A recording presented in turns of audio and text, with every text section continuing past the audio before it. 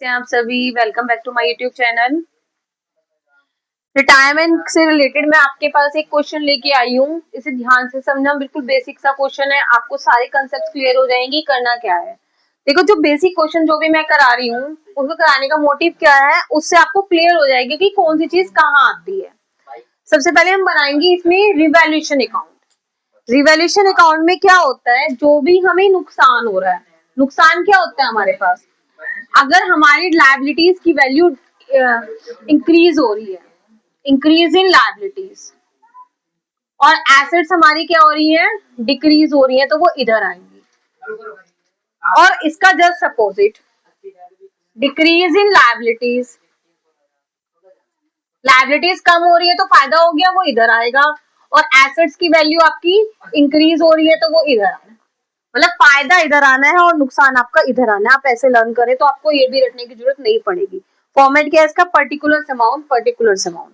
तो हम क्वेश्चन पढ़ेंगे। एबीसी फर्म में पार्टनर्स है, 5:3:2 में शेयर करते हैं। इनकी बैलेंस शीट गिवन है नीचे। सी रिटायर हो रहा है। मैंने आपको बताया हुआ है कि क्वेश्चन साइलेंट होता है। अगर हमारा ये क्वेश्चन साइलेंट है, 5:3:2 में शेयर करते हैं, कौन रिटायर हो रहा है इसमें से, सी। सी कौन है, बाद वाला। तो न्यू रेशियो भी 5:3 है और आपका गेनिंग रेशियो भी 5:3 है। तो ये बैलेंस शीट हमें गिवन है। इसकी गुडविल है, 2 year purchase of the average profit basis पे निकालनी है। प्रॉफिट गिवन है हमारे पास 14,400, 20,000, 10,000 का लॉस है। और प्रॉफिट कितने का है हमारे पास, 15,600 का है। तो क्या करेंगे हम, इसका एवरेज प्रॉफिट बेसिस मेथड से क्या निकालेंगे, सबसे पहले गुडविल निकालेंगे। गुडविल निकालने का एवरेज प्रॉफिट बेसिस मेथड से क्या फॉर्मूला होता है, average profit is equals to 14,400, 20,000, 10,000 का लॉस है ये हमारा, और ये 15,600 का प्रॉफिट है, तो डिवाइडेड बाय 4, ये हमारा एवरेज प्रॉफिट निकल के आ जाएगा। और गुडविल का फॉर्मूला क्या होता है इसका, average profit into number of years purchase. तो पहले हम एवरेज प्रॉफिट कैलकुलेट करेंगे और जो भी number of year purchase given होंगे उससे मल्टीप्लाई कर देंगे। तो क्या आ जाएगा हमारे पास, ये 14,400 plus 20,000 plus 15,600 minus 10,000 divided by 4, 10,000 आ गया। और 2 ईयर परचेज है तो यहाँ पे गुडविल कितनी आ जाएगी, 20,000। ये पूरे फर्म की गुडविल आएगी। इसमें से जो रिटायर हो रहा होता है उसकी शेयर की गुडविल कैलकुलेट कर लेते हैं। कौन रिटायर हो रहा है हमारा, C. C share of goodwill 20,000 multiply by 2/10, 4,000 आ गई इसकी शेयर की गुडविल। इसे क्या करेंगे, पहले ये काम कर लेते हैं, इसे गेनिंग रेशियो में डिवाइड कर देंगे। गेनिंग रेशियो कितना बैठेगा इसका, 5:8। तो ए और बी, ए गेन्स, ए कितना गेन करेगा, 4,000 मल्टीप्लाई बाय 5/8, और बी कितना गेन करेगा, 4,000 मल्टीप्लाई बाय 3/8, 8 5 40, 2,500 इसकी गुडविल आएगी, 1,500 इसकी गुडविल आएगी। आई होप यहाँ तक समझ में आया होगा। ये मैं आपको गुडविल डालना बाद में सिखाऊंगी। क्या करना है, या तो आपको क्वेश्चन के अंदर पूरे फर्म की गुडविल गिवन होगी तो उसमें से सीधा उसका शेयर निकाल लीजिए, डायरेक्ट उसका शेयर निकाल के उठा के गेनिंग रेशियो में डिवाइड कर दीजिए। इसको पार्टनर्स कैपिटल में डिस्ट्रीब्यूट करेंगे, मैं आपको स्टेप बाय स्टेप बताऊंगी। अगर इसमें जैसे पूरे फॉर्म की नहीं दी हुई थी तो हिंट में दिया हुआ था एवरेज प्रॉफिट से निकालिए, तो हमने एवरेज प्रॉफिट से कैलकुलेट कर दी। गुडविल का फॉर्मूला क्या होता है एवरेज प्रॉफिट से, goodwill is equals to average profit into number of years purchase. अब हम क्या करेंगे, सेकंड पॉइंट पे आएंगे। ये कह रहा है 5% प्रोविजन बना रहे हैं हम डेटर्स पे। तो हमारे ऊपर डेटर्स कितनी है, 8,000। 8,000 का 5% प्रोविजन बनाएंगे तो क्या हो गया, हमें नुकसान हो गया, कितने का, 400 रुपीज का। तो इधर आ जाएगा to provision for doubtful debts, 400 rupees. फिर उसके बाद है स्टॉक इज एप्रिशिएटेड बाय 10%। बढ़ गया स्टॉक, फायदा हो गया, एसेट्स इंक्रीज हो गए, तो इधर आ जाएगा 10% से बढ़ रहा है। स्टॉक कितने का है हमारे पास, 40,000। 40,000 का 10% कितना आ जाएगा हमारे पास, 4,000। उसके बाद पेटेंट्स आर वैल्यूलेस, पेटेंट्स की वैल्यू खत्म हो गई, सारा का सारा हमें क्या हो गया, नुकसान हो गया, तो क्या आ जाएगा, इधर आ जाएगा 2 पेटेंट्स 4000। उसके बाद क्या कह रहा है, building is to be appreciated by 20%। Building की वैल्यू एप्रिशिएट हो रही है 20% से बाय बिल्डिंग। बिल्डिंग कितने की है हमारी, 60,000 की। 60,000 का 20% कितना आएगा, 12,000, इधर आ जाएगी। उसके बाद है sundry creditors to be paid 2,000 more. Sundry creditors को हमें 2,000 ज्यादा देने पड़ेंगे, तो हमें क्या हो गया, इंक्रीज इन लायबिलिटी, नुकसान हो गया। अब क्या करेंगे, पीएल निकालेंगे इसका, कितना इधर का ज्यादा आ रहा है 16,000, दोनों में डिफरेंस कर देंगे, टू पीएल ट्रांसफर टू। किस किस में करेंगे, ए बी और सी। ये है जो डिफरेंस करके आ जाएगा, ये हमारा आ जाएगा 9600। 9600 को हम ओल्ड रेशियो में डिवाइड कर देंगे 5:3:2। 4800, 2880 और last one is 1920। I hope यहां तक समझ में आया होगा। जो डिफरेंस निकल के आया, अगर इधर का ज्यादा होगा तो इधर लिखेंगे, पीएल के नाम से अगर इधर का ज्यादा होगा तो इधर लिखेंगे। और किस रेशियो में बटेगा, सब कुछ ओल्ड रेशियो में बटना है, कुछ भी न्यू रेशियो या गेनिंग रेशियो में नहीं बटना। यहाँ तक क्लियर हो गया होगा। अब आएंगे हम पार्टनर्स कैपिटल अकाउंट में। पार्टनर्स कैपिटल अकाउंट में नंबर 1 पे सबसे ऊपर क्या आता है हमारा, by balance BD. By balance BD में क्या आता है, जो हमें कैपिटल गिवन होगी। कैपिटल कितनी कितनी है तीनों पार्टनर्स की, 50,000, 35,000 और लास्ट की है हमारी 25,000। सबसे फर्स्ट नंबर पे आपको यही डालना है। सेकंड नंबर पे रिवैल्यूएशन, अगर इधर है तो इधर ट्रांसफर कर दीजिए, इधर है तो इधर ट्रांसफर कर दीजिए। बाय रिवैल्यूएशन अकाउंट 4800, 2880, 1920, 19520, नहीं 20 ये, सॉरी।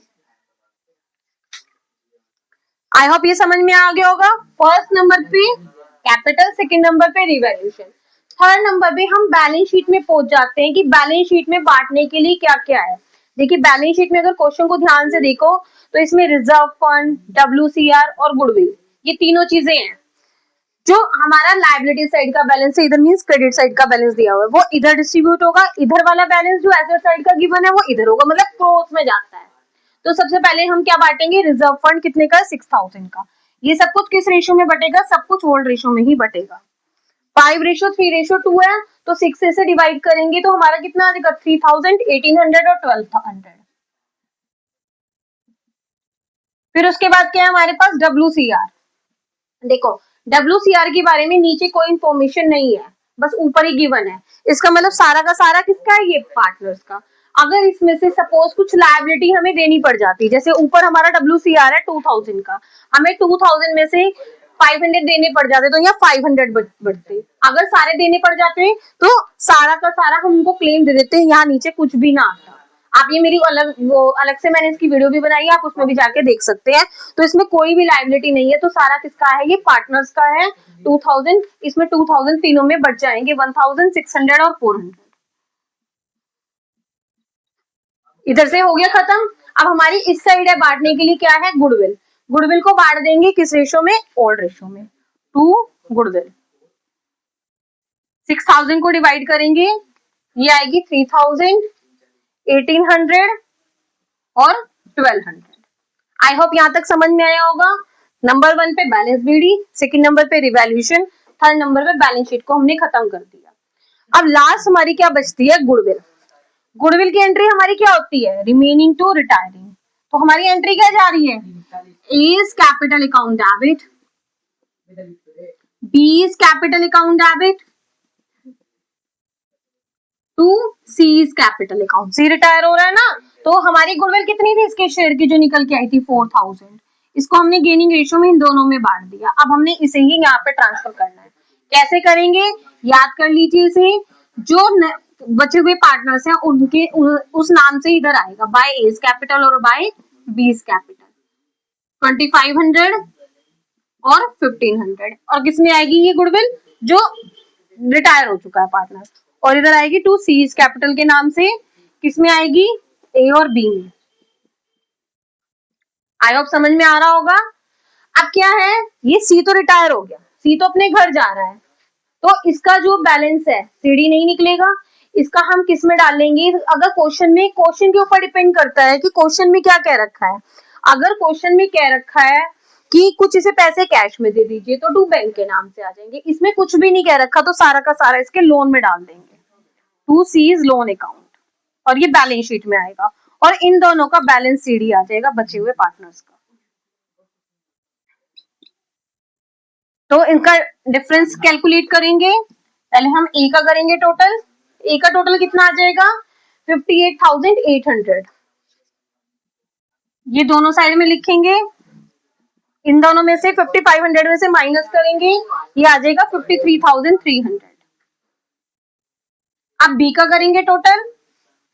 बी का टोटल आ जाएगा 40,280। दोनों साइड में लिखेंगे, इन दोनों में से लेस कर देंगे, इसका आ जाएगा 36,980।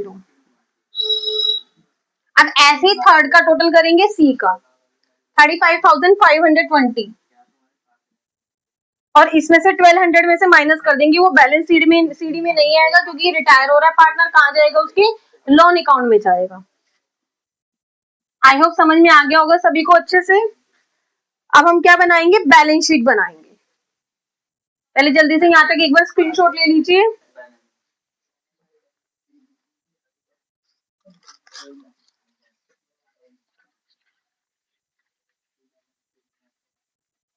बैलेंस शीट का फॉर्मेट क्या होता है हमारा? Liabilities amount, assets amount.